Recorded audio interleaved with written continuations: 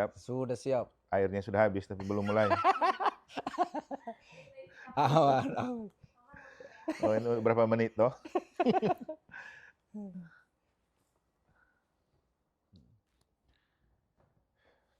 Para pemirsa TVRI NTB yang sama dikasih Tuhan, khususnya umat Katolik di mana saja berada. Salam jumpa lagi dalam acara kesayangan kita, Mimbar Agama Katolik. Dan semoga rahmat dan berkat Tuhan senantiasa menyertai kita. Tema kita pada saat ini yaitu investasi terbaik untuk masuk ke dalam kerajaan surga. Baik, ini tema yang investasi terbaik untuk masuk ke dalam kerajaan surga. Dan di studio bukan saya sendiri, saya ditemani oleh narasumber kita, Romo kita ini Romo Deken yang baru. Saya mengajak kita untuk menyapa narasumber kita itu Romo Deken. Selamat berjumpa Romo. Selamat berjumpa kembali Pak Ege. Ini Romo ini dulu di Denpasar ya. Baru pindah menggantikan Romo Lawrence ya. Jadi Romo Deken yang baru. Baik, terima kasih Romo. Senang bersama dengan Romo di studio TVRI NTB untuk Mimbar Agama Katolik. Dan sebelum kita mulai Romo, supaya seluruh rangkaian acara kita dari awal sampai akhir berkenan di hadapan Tuhan, supaya lancar, maka mohon kesediaan Romo untuk pimpin kita. Oke, terima kasih Pak Ege. Para pemirsa terkasih, mari kita mengawali bincang-bincang kita pada kesempatan ini dengan berdoa dalam nama Bapa dan Putra dan Roh Kudus. Amin. Kasih karunia dan damai sejahtera dari Allah Bapa dan dari Putranya Tuhan kita Yesus Kristus bersamamu dan bersama Romo. Allah Bapa yang Maha Kasih, kami bersyukur untuk kasih sayang dan kemurahan yang Engkau berikan kepada kami, juga untuk alam raya ini dan segala isinya yang telah mengantar kami untuk boleh menikmati kebersamaan pada kesempatan ini di Mimbar Katolik TVRI NTB. Kami bersyukur untuk kesempatan yang Engkau berikan dan semoga kami mampu untuk mewartakan keselamatan-Mu dan kemuliaan ilahi-Mu melalui pewartaan di media ini, dan semoga berguna untuk anak-anak-Mu menatap dan menata surga sebagai cita-cita akhir dari seluruh perjalanan ziarah kami di dunia ini. Dan semoga dengan ini kami disadarkan untuk mengetahui dan menyadari bahwa hidup adalah anugerah-Mu yang Engkau anugerahkan dari surga dan akan kembali mengantar kami ke surga. Maka semoga kami mampu menginvestasi surga saat kami berjuang di dunia ini melalui Yesus Kristus Putra-Mu Tuhan dan pengantara kami, yang bersama dengan Dikau dalam persekutuan dengan Roh Kudus hidup dan berkuasa Allah sepanjang segala masa. Amin. Tuhan bersamamu dan bersama Romo. Kita sekalian, seluruh pergumulan dan juga permenungan kita dalam mimbar ini, mereka semua yang bekerja bersama kita, alam raya ini dan segala isinya, para pemirsa sekalian, dibimbing, dilindungi, dan dilimpahi oleh berkat Allah yang Maha Kuasa, Bapa dan Putra dan Roh Kudus. Amin. Baik, terima kasih Romo untuk doanya. Baik, umat Katolik yang sama dikasih Tuhan, mungkin umat sudah tahu Romo kita, jadi Romo Deken yang baru, Romo Martinus Emmanuel Ano. Ini saya pikir umat sudah tahu se-NTB ini, kalau tidak tahu terlalu sekali. Baik. Keterlaluan. Iya, keterlaluan. Baik, tema ini Romo, investasi terbaik untuk masuk ke dalam surga. Tapi sebelum kita masuk ke dalam tema itu, ini terkadang satu hal yang praktis. Kadang-kadang umat Katolik tidak sadar, kenapa sih saya masuk Katolik? Apakah kebetulan atau memang ini? Kadang-kadang orang tidak tahu, untuk apa sih saya masuk Katolik, Romo? Kira-kira bagaimana ini merefresh kembali penghayatan umat Katolik supaya mereka sadar, oh ternyata saya masuk Katolik itu untuk apa? Kadang-kadang kita punya umat tidak tahu, jadi oh ya sudah saya dibaptis, tapi tujuan apa masuk Katolik itu ya? Kadang-kadang baik, silakan Romo. Nah, terima kasih Pak Ege. Para pemirsa sekalian terkasih, ini pertanyaan yang sangat bagus, yang memang jarang sekali orang berpikir dan menyadari bahwa ini pertanyaan penting. Karena apapun bentuk keberadaan kita di dunia ini, sebenarnya harus mulai dari pertanyaan, who am I? Siapakah aku? Dari mana aku berada? Kemana aku akan pergi? Dan bagaimana saya menata keberadaan saya itu? Nah, Katolik itu sebuah keberadaan ya. Sebuah status lah kalau bahasa gaulnya. Bahasa gaul ya. Iya. Dan orang hampir menyandang status itu tanpa menyadari mengapa dan untuk apa dan dengan cara apa dia menjaga status itu. memang yang terjadi jadi Katolik itu bisa karena kondisi, yang kedua bisa karena pilihan. Pilihan ya. Nah, kenapa saya katakan begitu? Karena ada orang yang menjadi Katolik sejak dia masih bayi. Berarti itu kan dikondisikan, karena sudah dalam keluarganya seperti itu, Katolik. dia dibaptis Katolik. Karena membaptis anak secara Katolik itu juga tanggung jawab dari pasutri dan keluarga Katolik, yang memang dia sudah janjikan waktu dia menikah kan. Jadi kalau Pak Ege masih ingat dulu waktu persiapan pernikahan atau waktu janji nikah, salah satu tujuannya untuk mendidik anak dalam iman Katolik ya. Makanya kenapa kemudian orang tua Katolik yang sudah menikah Katolik kemudian harus membaptis anaknya saat dia masih kecil. Kemudian dalam perkembangan juga ada orang-orang yang setelah mengalami pergulatan dan pergolakan hidup, dia menemukan diri untuk cocok menjadi Katolik. Ya. Nah, kemudian dia memilih untuk menjadi Katolik dalam baptisan dewasa.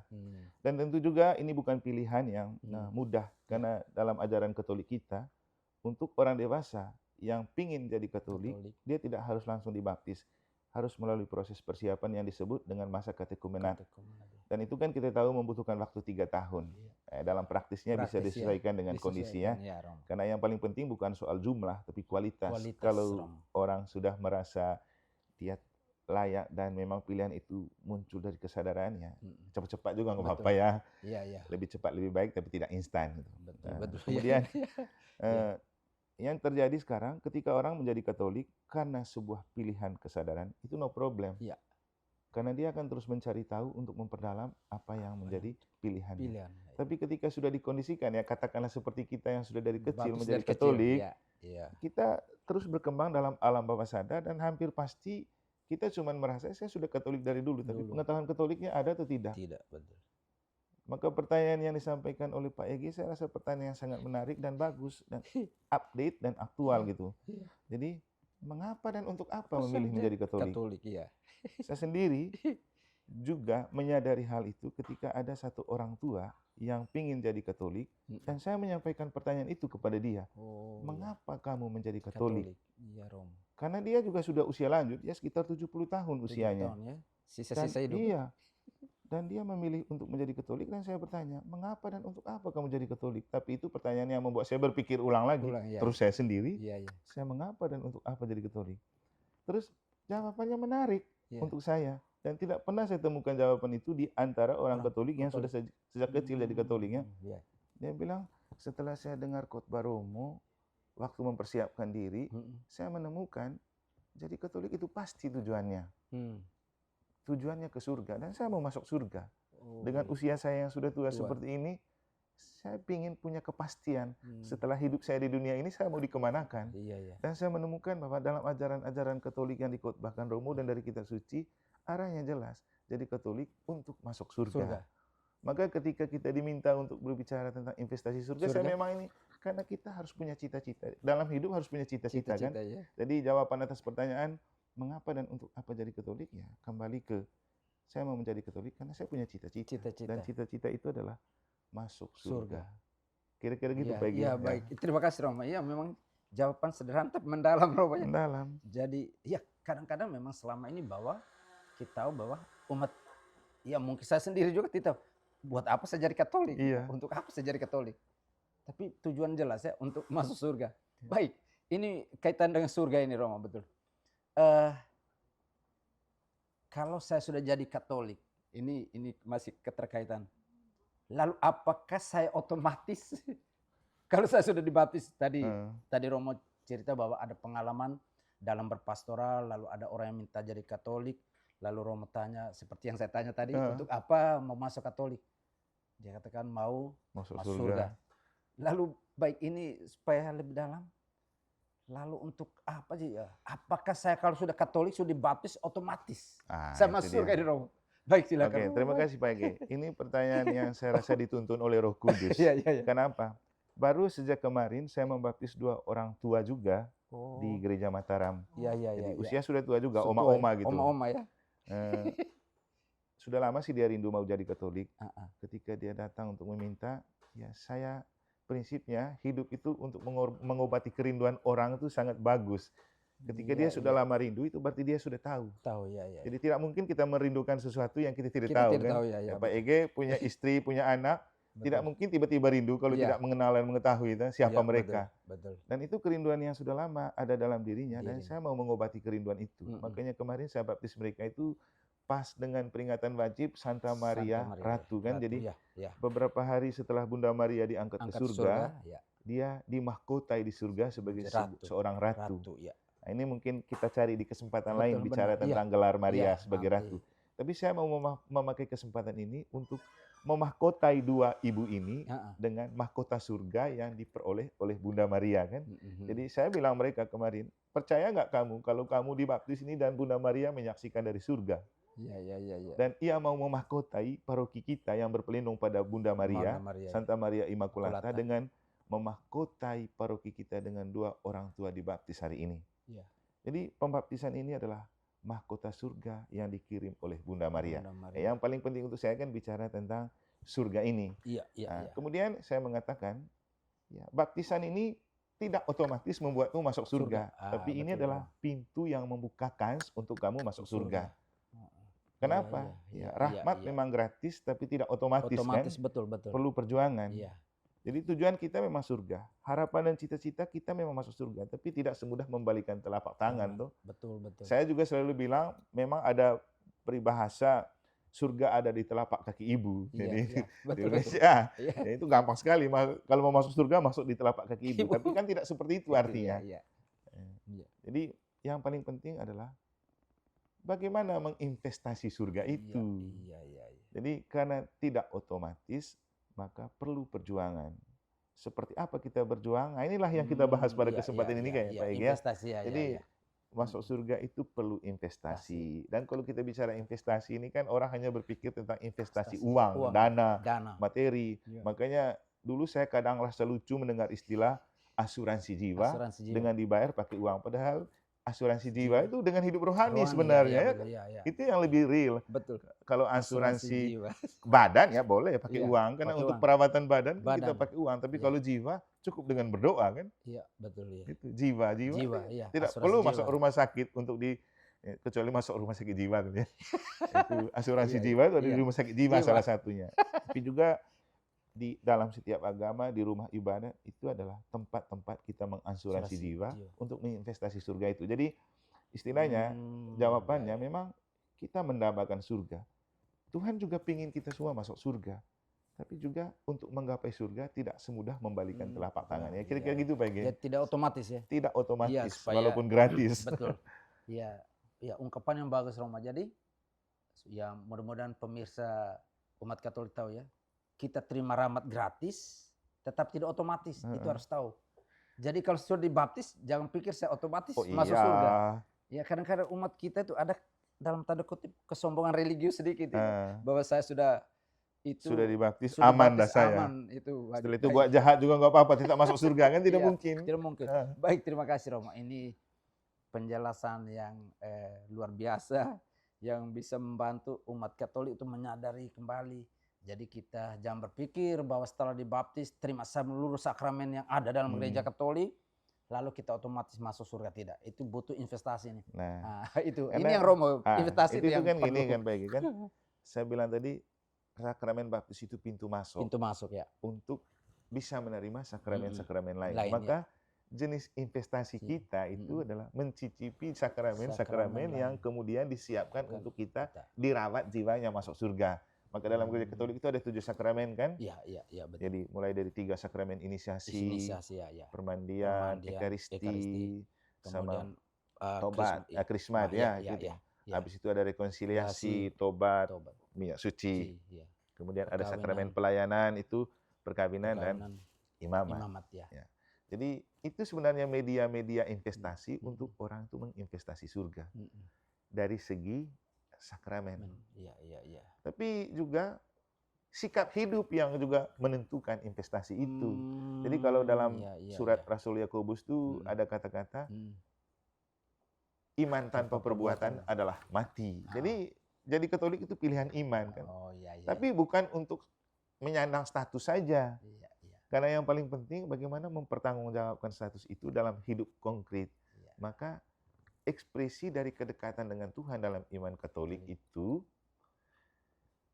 harus nyata dalam tindakan, tutur kata, perbuatan yang real sehari-hari. Baik. Jadi Baik. yang itu iman tanpa perbuatan itu mati, perbuatan tanpa iman itu sia-sia. Ya. Baik, Romo kita break sejenak ya. Oke, baik. Terima kasih. Baik umat Katolik yang sama dikasih Tuhan, jangan kemana-mana, kita break sejenak.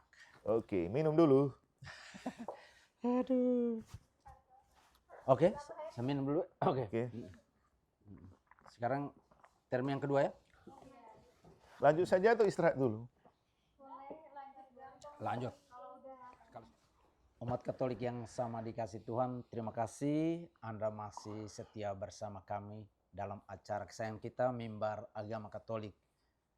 Baik, saya mengajak kita untuk kembali ke studio bersama narasumber kita, Romo Eman. Baik, Romo, tadi Romo sudah menjelaskan tentang kutipan Baba, iman tanpa perbuatan adalah mati. Itu salah satu investasi. Jenis investasi. Jenis investasi. Untuk baik, masuk surga.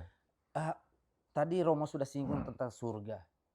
Dan dalam teologi kita, Romo, bahwa ada surga, neraka, dan api penyucian ya. Iya, penyucian. 3 tempat yang mungkin akan diperoleh tergantung investasi. Iya, tergantung investasi. Ini bagaimana Romo, ini proses sampai ke surganya itu bagaimana ini, Romo, silakan. Kita kan tadi sudah sepakat untuk menyadari bahwa surga itu berkat dan rahmat gratis dari Tuhan kan, tapi juga butuh perjuangan manusia. Jadi dan perjuangannya itu butuh jalan yang harus dilalui. Jadi bagaimana menggapai surga? Tadi saya bilang caranya menginvestasi kebaikan kan, kebaikan dan kebenaran lah. Karena gini, dulu waktu ada orang yang bilang begini kepada Tuhan Yesus yang kita imani dan percaya ini kan, orang menyapa, guru yang baik. Yesus bilang apa? Oh, jangan katakan aku guru yang baik. Saya rasa kalau kita pahami itu dengan baik, baik juga. Kenapa? Setiap kebaikan itu tidak selalu benar dan menyelamatkan. Tapi Yesus selalu menemukan diri dan mengatakan diri sebagai aku adalah jalan, kebenaran dan hidup. Kenapa? Kebenaran pasti baik. Saya rasa Pak Ege mereka yang pernah belajar filsafat tahu baik, no? Jadi kenapa Yesus lebih ingin memperkenalkan diri sebagai kebenaran? Karena kebenaran pasti selalu baik dan menyelamatkan. Sementara kebaikan belum tentu selalu benar dan menyelamatkan. Misalnya gini, mungkin ada yang tidak beres dari yang saya lakukan, Pak Ege lihat. Tapi karena supaya Pak Ege dianggap baik oleh saya, melihat kejelekan saya, Pak Ege lalu tidak mau mengatakan kan? Itu kan baik supaya menjaga nama baik, tapi tidak benar karena harus ada yang diperbaiki, toh. Nah, kita kembali ke untuk menggapai surga, kita menginvestasi dengan melakukan kebaikan dan kebenaran. Jadi bukan hanya baik tapi harus benar. Dan terutama harus benar. Dan Yesus itu menempatkan diri sebagai jalan kebenaran dan hidup menuju surga. Dia bilang apa di Injil Yohanes? Aku datang dari surga, aku diutus dari Bapa di surga. Aku datang ke dunia supaya semua yang dipercayakan kepadaku oleh Bapakku tidak hilang. Dan pada akhir zaman akan kubangkitkan dan kubawa kepada Bapa. Karena aku adalah jalan, kebenaran, dan hidup menuju Bapa. Barang siapa mau sampai kepada Bapa di surga dan tidak melalui aku, ia tidak akan sampai kepada Bapa. Tapi kalau dia mau datang kepada Bapa di surga melalui aku, ia akan sampai kepada Bapa, karena di rumah Bapakku banyak tempat tinggal. Jadi dengan ini sebenarnya mau menunjukkan kepada kita, Yesus itu jaminan dan garansi untuk investasi surga. Karena dia datang memperkenalkan diri sebagai dia datang dari surga dan datang untuk mempersiapkan orang yang percaya kepadanya masuk surga. Itu. Tapi juga ingat, Yesus bilang apa? Jalan menuju surga itu tidak mudah. Dan jalannya disebut jalan salib. Dia bilang apa? Barang siapa mau mengikuti aku harus menyangkal diri, memanggul salibnya dan mengikuti aku. Dan inilah salib itu. Ini dia tersalib. Berarti salib itu kan jalan menuju keselamatan. Jadi kita mendapat keselamatan dari Yesus di puncak Golgota, mendapat pengampunan dosa dengan mengatakan, Bapa ampunilah mereka karena mereka tidak tahu apa yang mereka perbuat. Kan? Tapi menuju pengampunan itu butuh pengorbanan. Dia berapa kali jatuh di jalan salib. Artinya apa? Kalau mau menggapai surga, harus siap berkorban. Bahkan menderita. Jadi tidak mudah. Itulah tadi kenapa bilang tidak mudah. Tapi rasanya juga ya mau dibilang tidak mudah juga, memang iya. Tapi kalau berjalan bersama Yesus dan setia bersama Yesus pasti dipermudah juga. Jadi Ini karena itu Yesus selalu bilang apa? Jangan memaksa memanggul sendiri salib Ya. hidupmu, pikulah bersama saya Salib. karena untuk itulah saya memanggul salib. Sip. Jadi istilahnya sebelum kita bicara tentang 3 peluang yang mungkin didapat, Didapat ya. entah kau neraka, ke Iya. api penyucian Iya. atau surga, tapi ketika kita mau menggapai surga, memang harus melalui jalan salib. Salib, ya. Setia memanggul salib. Ya kira-kira gitu Pak Egi. Baik. Berarti jadi kemungkinannya. Jadi Yesus sudah katakan dia adalah jalan, kebenaran dan kehidupan. Baik. Ini dalam konteks investasi mau masuk surga ini. Tadi Romo pernah singgung, kira-kira investasi yang konkret kira-kira bagaimana Romo ini? Supaya kadang-kadang investasi apa ini? Apakah hanya sebatas saya berdoa saja?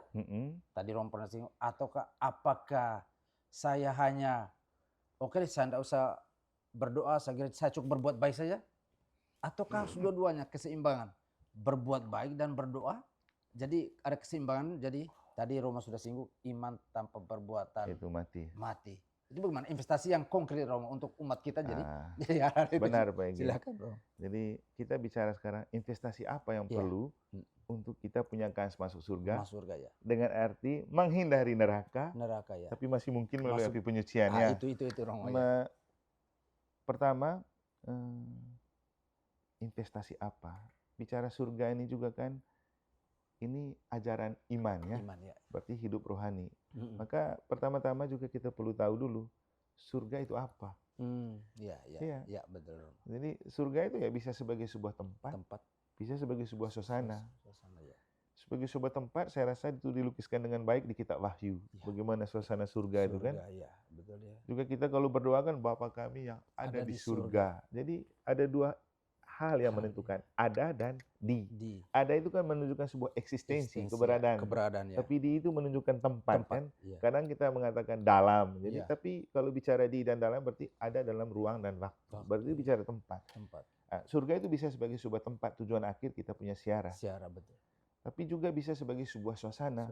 Nah, kalau Pak Egi ingat bacaan Injil hari Minggu lalu waktu kita merayakan Bunda Maria diangkat ke surga. Nah, di situ kan jelas Yohanes menemukan sebuah penglihatan di kitab Wahyu tentang suasana surga kan. Betul. Setelah itu dalam Injil kita menemukan kalau di situ surga sebagai sebuah tempat. Sedangkan dalam Injil kita menemukan surga sebagai suasana ketika Maria mengunjungi Elizabeth. Ada suasana surga di sana. Apa suasana surganya? Ketika Maria datang dan ada di pintu rumah memberikan salam kepada Elizabeth. Elizabeth punya respon apa? Siapakah aku ini sampai ibu Tuhanku datang mengunjungi aku? Sebab sesungguhnya ketika salammu sampai ke telingaku, anak yang di dalam rahimku melonjak kegirangan. Nah pertanyaannya, apakah mereka baru bertemu? Tidak. Mereka kan saudara berarti setiap hari mereka bertemu. Tapi waktu itu ada suasana berbeda.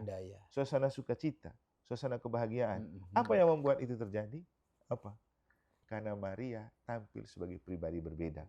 Bukan lagi Maria biasa, tapi Maria yang sudah dikandungi oleh Roh Kudus setelah mendapat kabar dari malaikat Gabriel. Maka artinya suasana surga hanya bisa diperoleh kalau kita membiarkan diri dijiwai oleh Roh Kudus. Itu.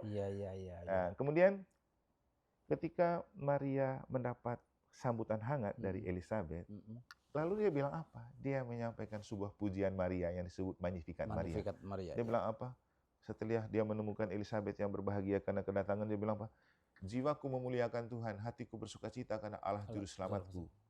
Mulai sekarang aku disebut yang bahagia oleh sekalian bangsa. Nah, seterusnya. Jadi ini kan bukan, ini suasana. Suasana sukacita dan kebahagiaan. Dan itulah surga. Dan waktu itu kita merayakan Bunda Maria diangkat ke surga. Surga sebagai sebuah tempat, karena Yesus sudah ada di surga. Surga sebagai sebuah suasana. Jadi kalau kita menginvestasi surga, ya bisa untuk jangka panjang, hidup kekal sebagai sebuah tempat, bisa untuk jangka pendek ketika kita masih hidup di dunia ini sebagai sebuah suasana. Sekarang ini kita sedang enjoy misalnya kan, bertemu teman-teman di sini, kita merasakan kehangatan, kita merasakan kebahagiaan. Ya, inilah surga yang nyata. Jadi cara menginvestasi surga untuk jangka panjang yang setia dalam hidup beriman, dalam hidup doa, dalam hidup rohani. Dalam jangka pendek, jaga relasi yang baik dengan sesama. Iya, Dan iya, kita iya. Katolik itu kan artinya universal, umum kan? Iya, iya, iya. Artinya kita tidak pilih kasih dalam bergaul, Iya. dalam berbuat baik dan benar. Benar. Semua harus dipandang sebagai imago Dei, Iya. gambar dan rupa Allah yang ya, konkret. ya. Jadi kita tidak bisa menempatkan diri lebih tinggi dan lebih kudus dan lebih suci dari Betul. yang lain. Saya kaum Betul. berjubah pakai begini juga tidak bisa saya mengatakan saya lebih suci dari Pak Ege, tidak, belum tentu kan. Iya, iya, Tapi iya. ketika saya menghargai Pak Ege sebagai orang yang berharga di mata saya sebagai bentuk konkret kehadiran Tuhan, Kehadiran itu ya. nah, itulah surga. Dan itulah penghayatan dan cara menginvestasi surga. Mungkin kalau dibahasakan dengan bahasanya Yesus ya gini ya. Iya. Kalau mau investasi surga, pegang saja perintah utama dan pertama yang disampaikan oleh Yesus. Masih ingat kan? Ketika seorang ahli Taurat bertanya, apakah hukum pertama dan utama? Ya. Yesus bilang apa? Hukum yang pertama dan utama adalah dengarlah hai Israel. Jadi hukum pertama itu dengar orang dulu, menghargai orang. Lalu kalau orang mendengarkan, baru kita menyampaikan sesuatu. Dan tentang mendengar juga ini beda. Kalau orang yang, kalau ada yang ikut ME, mungkin satu kali bisa juga bicara tentang itu. Atau dalam bahasa Inggris itu ada istilah listening dan hearing. Hearing itu kan earphone itu sebatas di telinga. Kalau listening itu telinga hati yang kita pakai untuk mendengar. Jadi hearing dan listening. Jadi kita itu kalau mau berempati untuk menghargai orang, tidak hanya dengar dengan telinga, tapi membuka hati untuk mendengar orang sedang berbicara. Nah, kita kembali ke, setelah Yesus bilang, dengarlah Israel, dia bilang apa? Hukum yang pertama dan utama adalah, satu, kasihilah Tuhan Allahmu dengan segenap hatimu, dengan segenap budimu, dengan segenap tenagamu, dan segenap seluruh keberadaanmu. Yang kedua, kasihilah sesamamu manusia seperti dirimu sendiri. Maka investasi terbaik untuk masuk surga ya, hidup dalam kasih dan menebarkan kasih. Kasih kepada Tuhan diterjemahkan dalam kasih terhadap sesama. Saya pikir dan itu penghayatan hidup. Investasi yang terbaik ya. Nah, itu yang investasi yang umum lah, universal. Tapi khusus dalam iman Katolik, investasi terbaik apa? Ikut misa. Kenapa? Misa itu adalah perjamuan surga yang ada di dunia. Itu Tuhan yang mengundang kita. Ingat Injil kemarin. Yesus mengumpamakan kerajaan surga itu seperti seorang raja yang mengundang orang untuk mengadakan perjamuan nikah. Dan misa itu adalah Tuhan mengundang kita untuk merayakan perjamuan bersama Tuhan. Dan dalam misa, Tuhan menjamu kita. Kasih kita santapan sabda. Kasih kita tubuh dan darah Kristus. Dan sabda itu apa? Suara Tuhan yang menjelma menjadi manusia dan tinggal di antara kita. Itu yang kita cicipin waktu misa. Kemudian dikukuhkan dengan penyatuan, Tuhan memberikan diri kepada kita lewat tubuh dan darahnya. Kita terima hosti kan? Untuk orang Katolik. Maka dalam Ekaristi itu dua hal yang paling penting. Liturgi sabda dan liturgi Ekaristi. Nah, tentang Ekaristi ini, Yesus pesan apa kepada para murid sebelum dia meninggalkan mereka di malam perjamuan terakhir? Do this in memory of me. Lakukanlah ini sebagai kenangan akan aku. Artinya kalau mau mengenang dan kangen dengan Yesus, misa. Dan tentang misa ini, Yesus sendiri bilang apa? Bacaan 2 minggu lalu kalau tidak salah ya. Akulah roti yang turun dari surga. Barang siapa datang kepadaku, ia tidak akan lapar lagi. Dan barang siapa percaya kepadaku, ia tidak akan haus lagi. Baik Romo, kita break sebentar ya. Semakin menarik. Baik, umat Katolik di mana saja berada, kita break sejenak, jangan kemana-mana. Terima kasih, minum dulu. Kita minum dulu. Iya.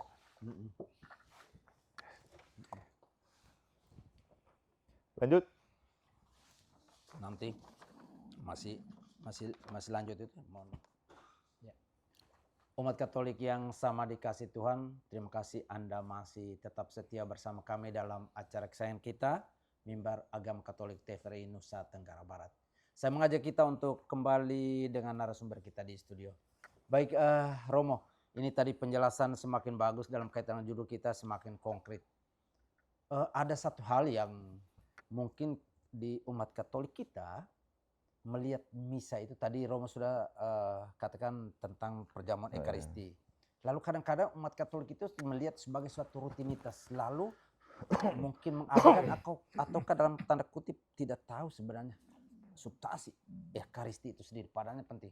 Bagaimana Romo? Kadang-kadang menjadi orang Katolik, lalu bagaimana kalau saya tidak ikut misa, bagaimana ini? Silakan Romo. Oke. Eh, mungkin untuk menjelaskan ini, saya mengajak umat untuk membaca sebuah buku bernama Rome Sweet Home, Roma Rumahku. Rumah-rumah Itu ditulis oleh seorang bernama Scott Hahn bersama istrinya. Dia seorang pengkhotbah ulung di Amerika yang kemudian satu kali dia coba ikut misa sebagai pengamat. Jadi dia ini istilahnya teman yang anti misa dan menganggap misa sebagai sebuah penyembahan berhala. Jadi karena saking dia penasaran dengan misa dan ingin mencari kejelekan untuk dikhotbahkan dari misa itu, karena dia anti Katoliknya. Kemudian suatu kali dia pergi ikut misa di sebuah katakombe kapel di Amerika. Jadi ceritanya nanti di buku Rome Sweet Home itu.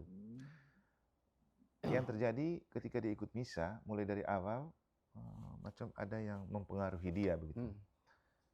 Terus sampai di liturgi sabda, puncaknya saat liturgi Ekaristi, terutama saat imam menyebut, lihatlah anak domba Allah, lihatlah dia yang menghapus dosa dunia, berbahagialah saudara yang diundang ke perjamuan anak domba.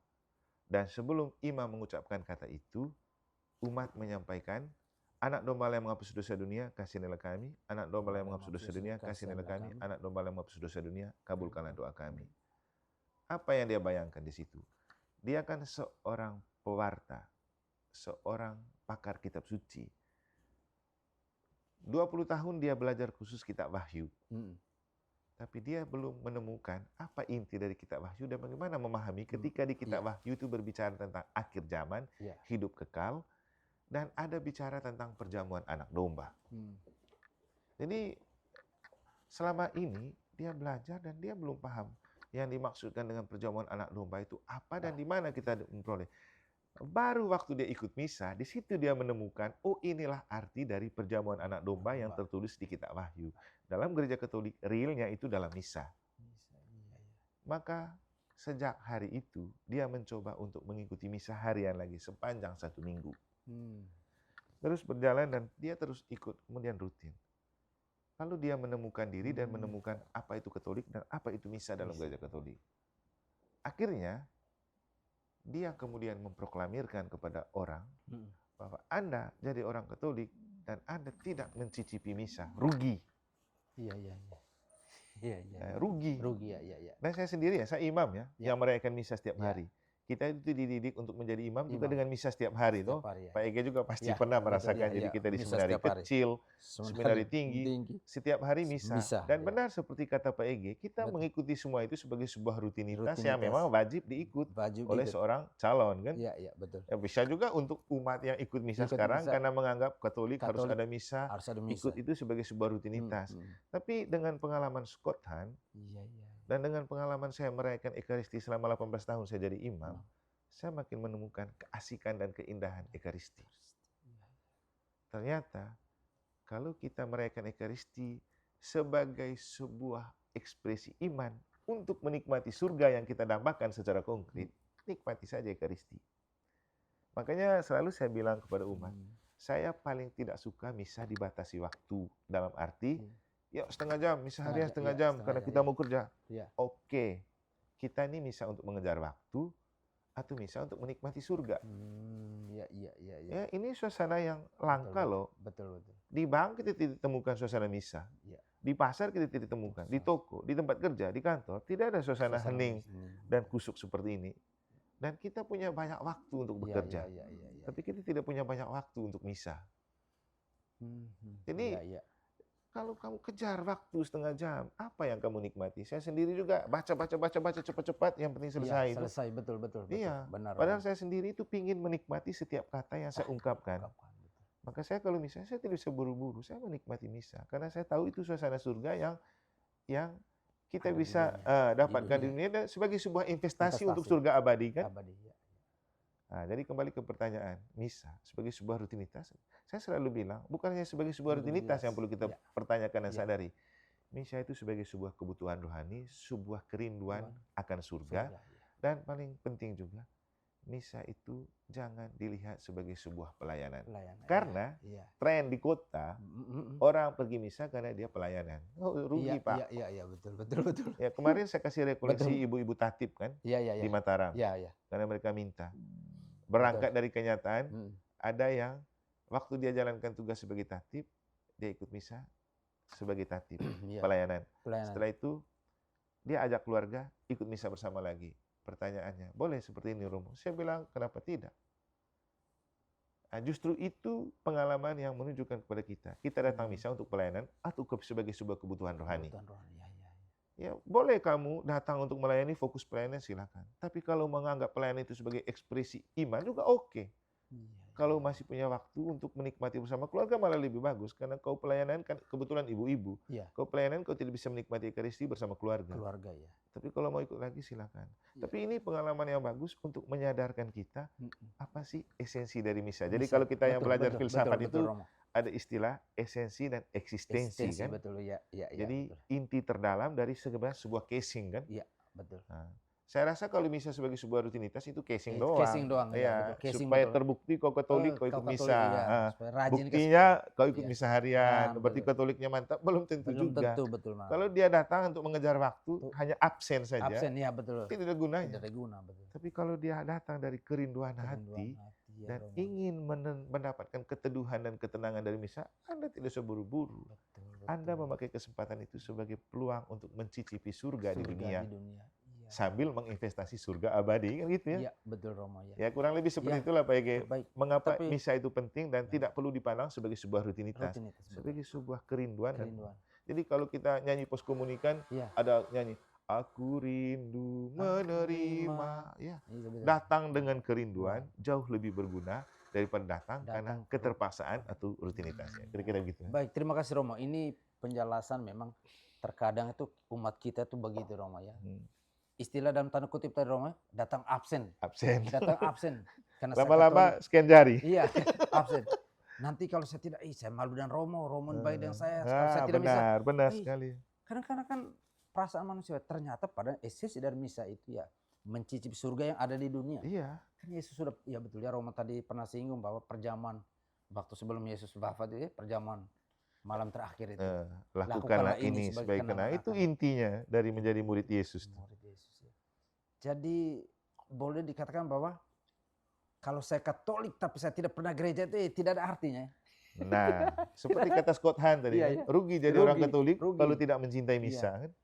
Ekaristi. Tidak Ekaristi. Oh iya rugi ya. Jadi kau Katolik tapi engkau tidak pergi gereja, tidak pergi misa, itu status, Katolik status. Katolik status ya. Saya selalu bilang, ya sekarang ini kan kadang orang menikah. Kenapa kau menikah? Demi status, supaya punya pasangan. Tapi apakah engkau bahagia karena menikah? Belum tentu kan? Betul.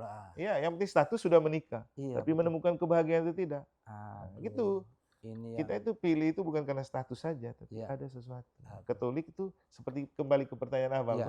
Kita jadi Katolik bukannya status KTP kau Katolik, tapi kau kenapa dan untuk apa? Harus ada target, ada cita-cita. Baik Romo, terima kasih. Ini kaitan dengan ini Ekaristi bahwa jaminan cicipan surga yang ada di dunia ya, kita representasi dari surga yang dalam tadi kita kata situasi dan segala macam. Ada satu hal yang mungkin umat kita tahu, tadi jalan ke surga ya, investasi kita ke surga. Investasi kita itu bisakah kita langsung ke surga ataukah ada transit? Ada transit. Benar. Baik, silakan Romo. Ya, saya rasa memang Pak Ege sangat merindukan menemukan jawaban atas 3 pertanyaan tadi ya. Betul. Peluang untuk masuk surga itu. Dan melalui apa saja jalan menuju surga. Itu, Romo, baik. Kalau dalam ajaran iman Katolik itu ada 3 tempat yang bakal kita dapat setelah siarah di dunia ini berakhir ya. Ada yang namanya surga, ada kebalikan dari surga itu neraka, ada tempat transisi antara surga dan neraka itu api penyucian. Nah, saya selalu mengatakan dengan rahmat sakramen baptis peluang untuk ke neraka itu sudah dihapuskan karena rahmat sakramen baptis kan menghapuskan kita dari dosa asal dan ya kita waktu baptis itu kita dikenakan cahaya Kristus lewat lilin Paskah kan. Jadi makanya saya bilang itu pintu yang membuka orang punya kans masuk surga. Tapi tidak otomatis kan. Maka peluang yang mungkin terjadi setelah kita dibaptis itu adalah melewati api penyucian. Nah, namanya saja api penyucian. orang disucikan. Mungkin kalau kita buat pengandaian untuk perumpamaan, kayak Yesus kan akhir-akhir ini bicara tentang kerajaan Allah dan selalu pakai perumpamaan. Betul. Sama seperti kita kalau mau mendapatkan emas murni harus dibakar kan. Iya. Maka kemurnian hati seorang yang meninggal, kemurnian jiwanya harus dibakar dalam api penyucian. Jadi proses penyucian, kenapa? Dia mati dalam keterlekatan dengan dosa-dosa kan. Ya, betul. Kelemahan sebagai manusia. Jadi harus dihapus. Nah, nanti kalau ya teman-teman pemirsa dan umat Katolik kalau ada waktu baca buku yang ditulis oleh Pater Padre Pio. Iya. Itu bicara tentang jiwa-jiwa di api penyucian. Ya. Jadi Pater Padre Pio kan terkenal dengan stigmatanya. Iya, betul. Dan dia punya penglihatan khusus dengan orang-orang yang ada di api penyucian. Jadi banyak cerita di buku itu. Saya sendiri juga baru membaca buku itu terakhir-terakhir dan membuat saya sebagai imam, kenapa saya rajin dan semangat buat misa. Buat misa, ya. Tidak hanya untuk orang hidup. Itu. Iya. Karena pengalamannya dia, kalau imam misa, antrean dari orang-orang di api penyucian itu begitu banyak, menunggu kapan dia disebutkan. Untuk diselamatkan. Ya. Dan ada beberapa contoh untuk menunjukkan bukti bagaimana orang nyangkut di api penyucian dan menunggu dia ke surga, tapi harus melewati, diintensikan dalam misa. Kenapa gereja Katolik tidak pernah berhenti berdoa untuk orang meninggal? Orang meninggal, betul Romo. Itu karena kalau kita tidak tahu dia langsung surga atau tidak, siapa pulang. Tapi kemungkinan dengan dosa dan kesalahannya dia akan melewati api penyucian. Dan di api penyucian itulah kesempatan di mana dia disucikan dan butuh doa-doa kita yang masih hidup. Itu. Sehingga tadi pertanyaannya, peluang untuk masuk surga ada karena kita dibaptis. Tapi tidak otomatis kemungkinan melalui api penyucian. Dan di api penyucian itulah kita di-drill, disucikan. Seperti emas murni. Jadi kemurnian jiwa itu harus sudah disucikan. Memang serem sih melukiskannya dengan api penyucian. Ada api, ada penyucian. Berarti Romo, kita kalau pergi kubur pasal lilin doa, kemudian kita intensi itu memang punya intensi khusus supaya keluarga kita yang sudah meninggal itu supaya cepat dosa, cepat masuk surga. Nah, saya selalu guyon gini. Cara untuk membaca orang sudah masuk surga tidak masuk surga itu kalau dia sering hadir dalam mimpi, dia jiwanya belum tenang, Pak, datang terus ke kita. Betul. Itu berarti dia minta didoakan. Dia minta didoakan, betul. Karena memang dari pengalaman Pater Padre Pio itu, penglihatan itu datang ada dalam mimpi, ada dalam bentuk penglihatan. Orang dari api penyucian datang. Saya sebut contohnya, salah satunya, ada satu orang pastor tua yang meninggal di Italia. Dia kan hobi merokok. Jadi sementara dia isap rokok, kemudian dia lupa rokoknya mati, dia tertidur, lalu terbakar dan mati. Dia mati dalam keadaan tidak siap. Baik, Romo, nanti sebentar lagi. Ini menarik, baik. Umat Katolik jangan kemana-mana, tetap bersama kami, kita break sejenak. Bagus, nanti lanjut itu, baru kesimpulan. Sebagai pesan terakhir. Lanjut dulu cerita itu ya. Lanjut dulu cerita itu. Lalu pesan terakhir kata investasi dan kasih tadi. Sudah saya sudah terakhir tadi kan kembali ke. Ya. 7 menit ya. Malam. Baik, Romo sudah jelaskan dan memberikan contoh konkret kaitan dengan penyucian, kemudian surga, neraka. Baik. Silakan Romo untuk memberikan kembali pencerahan kaitan dengan yang tadi. Oke, biar orang tidak penasaran dengan cerita tadi, saya sambung sedikit ya. Jadi kemudian pastor ini mati kebakaran di tempat tidurnya. Karena rokoknya hidup, dia yang mati. Iya kan ya, sambil merokok. Itu juga investasi salah sebenarnya. Jadi kemudian dia mati, karena mati dalam keadaan tidak siap, ya otomatis dia masuk api penyucian. Kemudian dia datang ketemu dengan teman imamnya, dan dia menyampaikan, tolong misakan saya selama 9 hari intensi, karena itu adalah jalan untuk saya bisa ke surga. Dalam mimpi teman-teman. Iya, dalam mimpi dan juga dalam penglihatan. Itu. Yang kedua, ada satu orang perempuan nama Maria. Dia juga meninggal. Dia kan berpelindungkan pada Bunda Maria.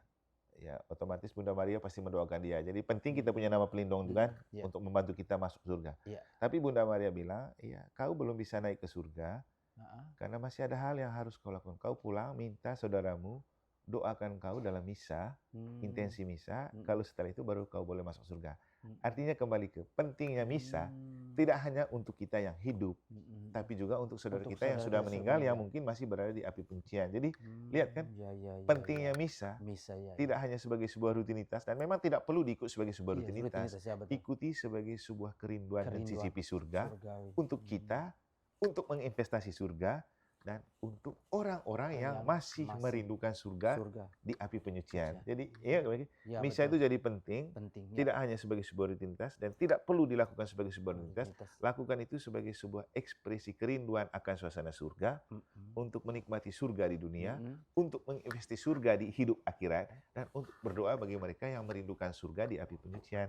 Misa kan? Baik, Romo. Nah itu. Nah sekarang kita kembali ke, terus kemudian kesimpulannya apa? Jadi Katolik itu harus punya obsesi, punya cita-cita, pilihan yang kita mau gapai. Dalam hidup kini kita mau menikmati surga di suasana sekarang, dan akhirat kita masuk surga. Makanya dalam ajaran teologi di dogmatik itu ada definisi kerajaan Allah itu kan surga kan, already but not yet. Sesuatu yang sudah dimulai sekarang tapi belum sempurna. Jadi makanya dalam doa Bapa kami kita doa, datanglah kerajaanmu. Supaya sekarang kita bisa menikmati seperti yang saya katakan tadi, ketika kita merasakan suasana bahagia dan penuh sukacita dengan teman-teman ini di sini, itu adalah surga. Tapi juga kita perlu menginvestasi surga abadi dengan secara internal, cintai Ekaristi atau misa. Yang kedua, praktek hidup. Jadi misa itu untuk praktek hidup. Makanya di akhir misa itu, pergilah kamu diutus. Supaya keselamatan yang kita dapat, surga yang kita rengkuh di dalam misa, coba kita tebarkan kepada sesama dalam hidup. Karena ingat, malam perjamuan terakhir mengandung dua pesan penting dalam hubungan dengan hidup kemuridan kita. Pertama, secara internal, ke dalam, mencintai Ekaristi. Makanya Yesus bilang, do this in memory of me. Lakukanlah ini sebagai kenangan akan aku. Yang kedua apa? Pembasuhan kaki, makan bersama sebagai simbol persaudaraan. Maka malam perjamuan terakhir Kamis Putih itu selalu mengandung arti mencintai Ekaristi dan mencintai persaudaraan. Jadi dalam kasih. Kembali ke hukum utama dan pertama adalah mengasihi Tuhan dan mengasihi sesama. Maka investasi terbaik untuk masuk surga dan untuk merasakan surga sekarang, satu, Ekaristi, mencintai Ekaristi. Yang kedua, mengasihi Tuhan dan sesama dalam praktek hidup. Jadi Ekaristi untuk makin memantapkan iman, membuat iman tangguh, dan ketangguhan dan kemantapan iman harus diejawantahkan dalam perwujudan dan perbuatan hidup yang oleh Rasul Yakobus disebut dengan iman tanpa perbuatan adalah mati, perbuatan tanpa iman sia-sia. Ya, kesimpulannya kira-kira begitu. Baik, terima kasih Romo. Baik, ini terakhir. Kira-kira pesan apa untuk umat Katolik di Nusa Tenggara Barat sekaligus baik Romo Emas sebagai Romo Paroki, juga Romo Deken. Jadi kaitan investasi. Tadi sudah Romo jelaskan kira-kira konkretnya daripada mengasihi Tuhan dan mengasihi sama. Baik, silakan Romo untuk pesan untuk umat. Oke, pesan terakhir. Buktikan kasihmu kepada Tuhanmu dengan mencintai Ekaristi, dan buktikan dan ekspresikan kasihmu kepada Tuhanmu dengan mencintai sesamamu tanpa pandang bulu atau tanpa pilih kasih.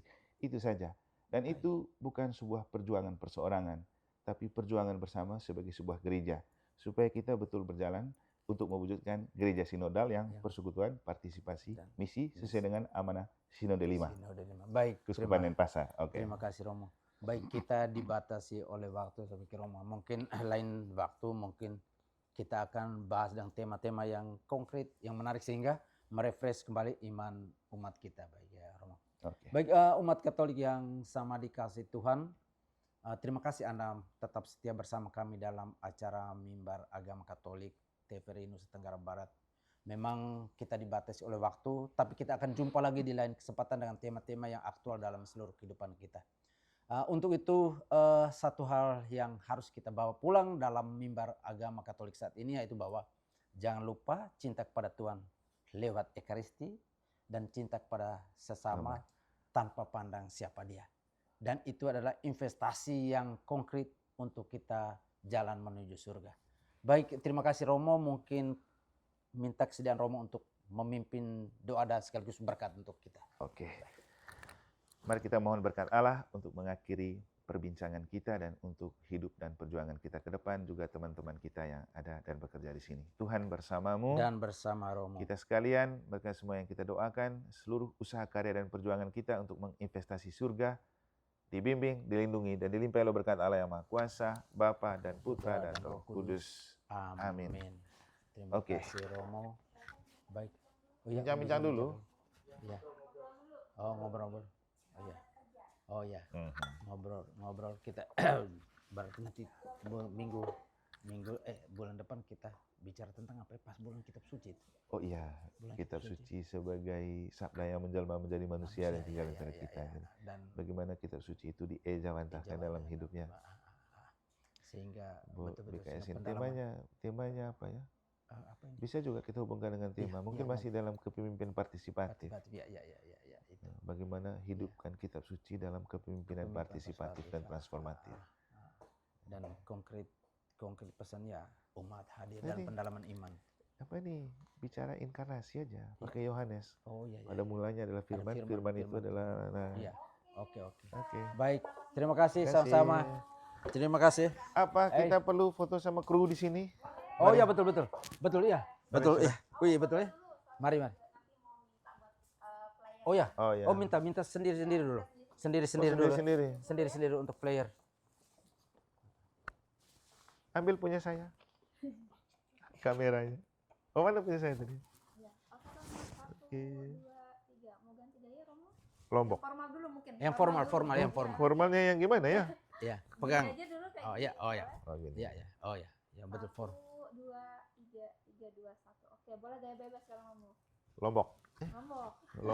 Oke, 1, 2, 3. Oke, terima kasih. Sekarang saya. Saya minta di situ aja nanti ya. 1, 2, 3.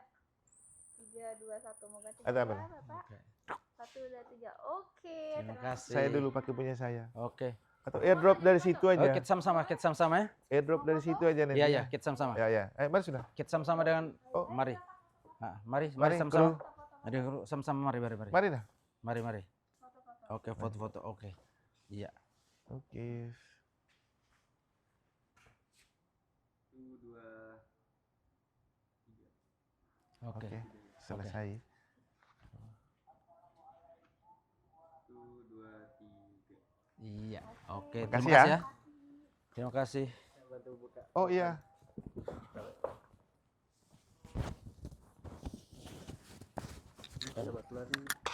Sorry. Yang mana yang jatuh? Enggak, yang ini. Sepatu dulu. Terima kasih. Di belakang, Dek. Itu. Nanti.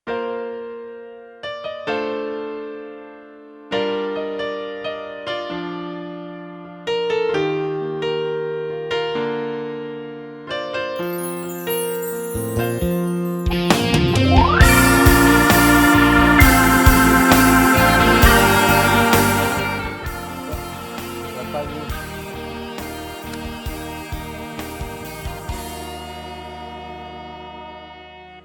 Dalam dunia yang sedang terkapar, yang buat kita tercerai berai. Kadang ada rasa takut kehilangan. Kuatkanlah iman pada Sang Pencipta. Saat hati diselimuti gelisah, Investasi di akhirat. datanglah berpasrah di Asuransi akhirat. Jiwasraya. Siap. Airnya sudah habis. Belum mulai. Pernah sinar buat kita. Berapa menit toh? Dia akan selalu memberikan rasa lega. Aku tidak seorang diri. Aku tidak berjalan sendiri. Karena Bapa ada di hatiku. Dia akan selalu menyertai.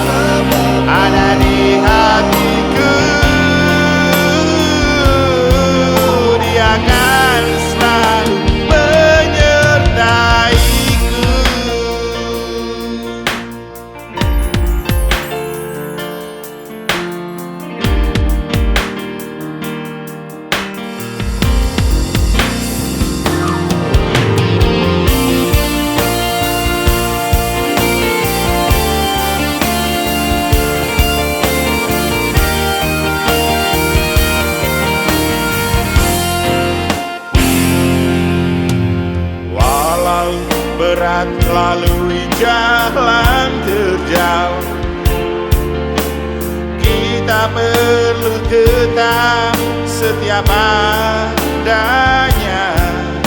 Walau ada rasa lelah pantang menyerah, Dia takkan biarkan kita berjuang sendiri.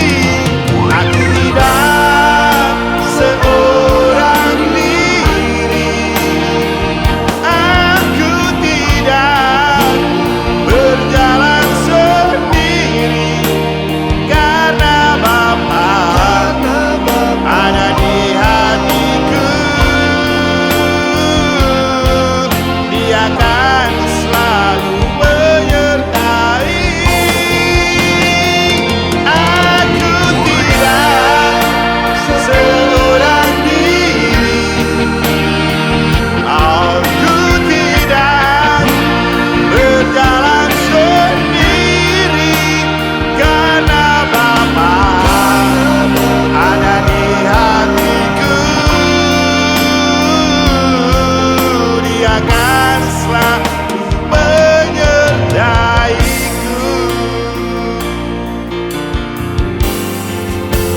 Aku tidak seorang diri, aku tidak berjalan sendiri, karena Bapa ada di hatiku.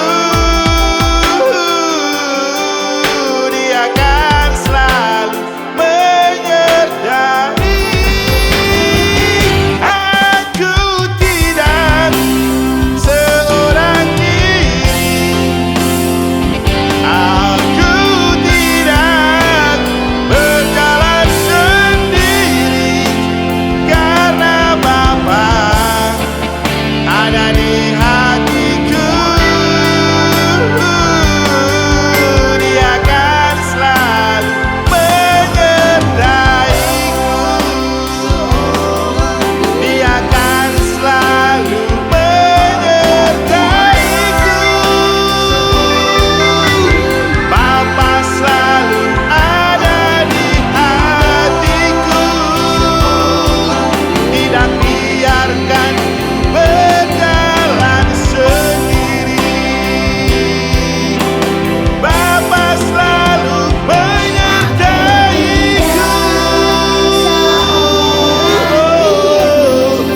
Aku tidak seorang